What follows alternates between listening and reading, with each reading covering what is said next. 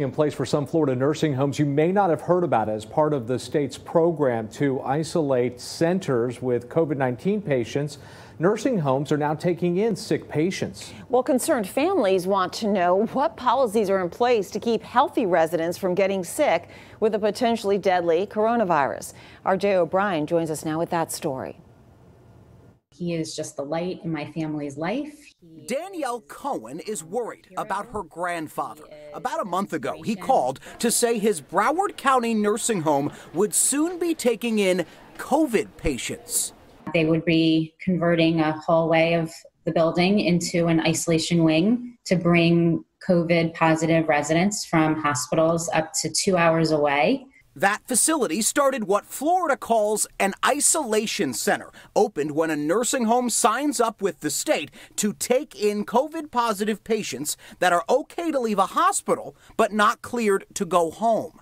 There are 5 of these facilities between Palm Beach County and the Treasure Coast, with nearly 200 total beds, according to this map from the state of Florida.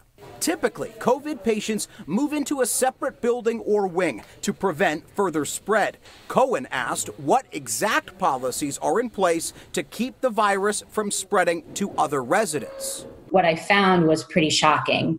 There are no requirements in terms of how structures need to be sealed off. There are no requirements in terms of how airflow needs to flow. Representatives for the nursing home industry told us that facilities are inspected before they bring in any COVID-positive patients, and things like CDC guidelines are stringently followed to stop the spread. They even sent us these designs for an isolated patient room that went out to nursing homes. But it's unclear what here is a suggestion and what is mandatory. A representative for a number of long-term care providers also reminded us that isolation centers must have their own dedicated staff and often a separate entrance or exit. All nursing homes also now have frequent on-site testing from the state and federal government to stop an outbreak. But Cohen remains concerned that isolation centers are a ticking time bomb. No one has given me any information that makes me feel confident that it's not.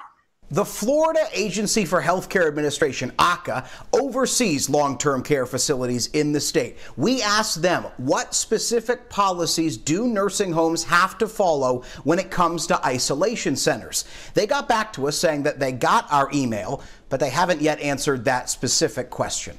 I'm Jay O'Brien, CBS 12 News. Multiple